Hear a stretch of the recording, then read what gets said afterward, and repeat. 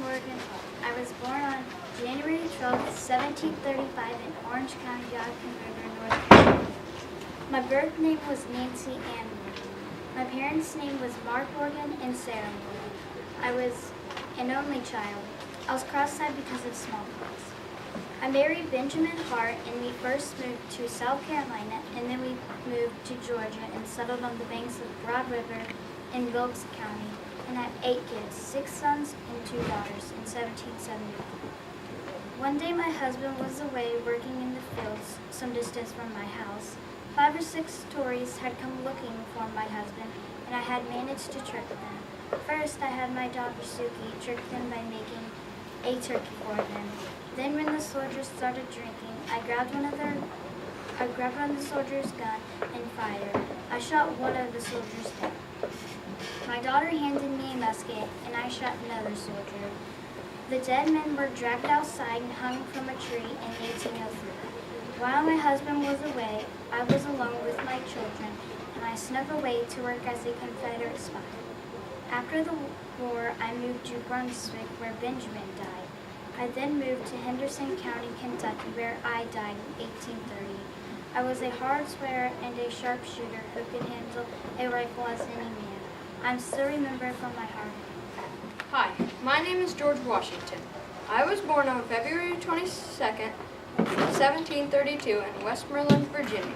I was homeschooled from age 7 till age 15. When I was 16, I traveled with a surveying party plotting land in Virginia's Western Territory. I was a major in the French and Indian War. I married Martha Dandridge Custis when I was 28. In May 1769, I introduced a proposal calling for Virginia to boycott British goods until the acts were repealed. I was a delegate at the First and Second Continental Congress. On July 14, 1775, I was nominated by John Adams to be a general. I was soon appointed general and commander-in-chief for the Continental Army. Although me and my troops lost many battles, we never surrendered. I was in charge of organizing and training the troops. I also led and won many battles, such as the victory at Boston and Yorktown. At the Constitution Convention, I was unanimously chosen as the first president of the United States. I was elected to serve my second presidential term at the Constitution Convention in 1789. I decided not to serve a third term as president. I died on December 14th, 1799 between 10 and 11 o'clock at Mount Vernon, Virginia. Hi, I am Paul Revere. I was born January 1st, 1735, north of Boston. I was the son of Apollo Rivory, a French immigrant. Apollo was an artisan, and when I was old enough, I was an artisan. By all results, I was a serious and committed artisan. When I was 22, I married Sarah Orne. When I heard about King George and the taxes, I did not agree. For the Revolutionary War, I was a spy for the Sons of Liberty, and so I was a courier for the Boston Committee of Correspondence. As an act of defiance, the Sons of Liberty and I dumped 342 crates of tea in the Boston Harbor, known as the Boston Tea Party. On April 18, 1775, is what put me in history, though. At 10 o'clock that night, William Dawes, Samuel Adams, and I rode our horses to warn the colonists that the British were coming by sea. I got captured, but the other 2 made it. Once they released me, I started making gunpowder and cannons for the Continental Army. Following the war, I continued to build on a reputation as a master craftsman and industrialist. I learned to roll copper and opened the country's first copper rolling mill. In addition, I operated a hardware store and later a foundry. I retired on 1811 at the age of 76. I died in my house at Boston on May 10, 1818 at the age 83. Hi, my name is Emily Geiger. I was born in 1760 on June 12th in South Carolina. Not much is known about my childhood, but in 1775, when the Revolutionary War broke out, my father, John Geiger, became very sick and could not fight in the war against the British. He left my mother, Emily, who I was named after, to take care of him. 3 years later, when I was 18, General Greene and General Sumter were separated by Lord Rawdon, a sub-general for the British. Greene wanted to send a message to Sumter's camp telling him to join him in an effort to overtake Rawdon. No man would volunteer to go through the land full of enemies. I was the only volunteer. It took me a whole day to convince General Greene, but on April 17th, I set off on horseback with the message. General Greene made me memorize the letter just in case anything happened. It was lucky he did, because the next day, riding under the disguise of visiting Uncle Jacob, some British soldiers found me and asked me many questions.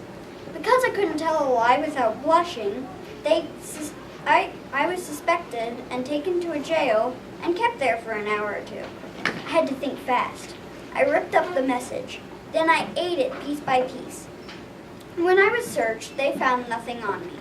The officer of the scouts apologized, gave me supplies and my horse, and set me to the road.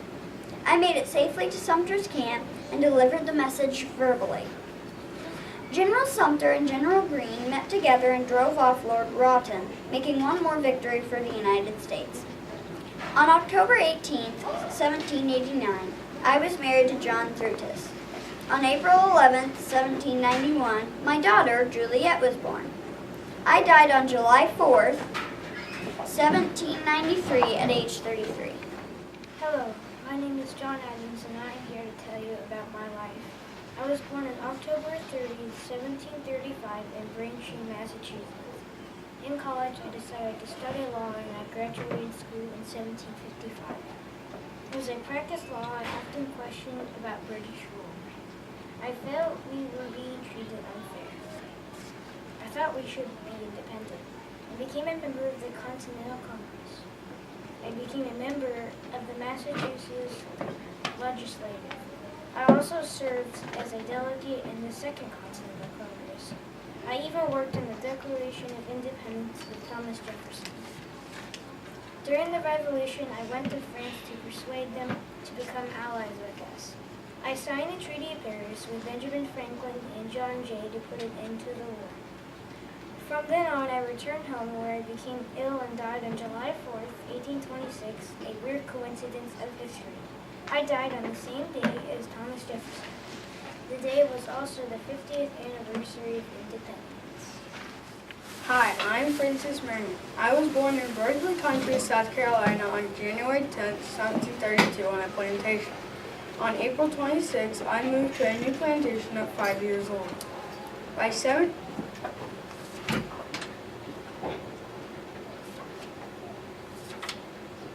At the age of 15, I went to sea for a year. After that, I turned to farming the land. On January 31st, 1756, I joined the Army. June 20th, 1759, I had my first military experience. I took in the war against the Cherokee Indians. By 1780, I and my men had rescued Americans from the British. In 1775, the British nicknamed me Swamp Fox. April 30th, 1776, I won the battle at Sullivan Island. In 1781, I was promoted to Brigade General. April 20th, 1786, I married Mary Esler. And on February 22nd, 1795, I died at the age of 69. Hello, I'm Marcus D. Lafayette. I was born on September 6, 1757 in France. I fought in the American Revolutionary War and also helped shape France's political structure before and after the French Revolutionary War. My father was killed in battle during the 7 Years' War, and my mom and grandmother both died in 1770, leaving me with a lot of money.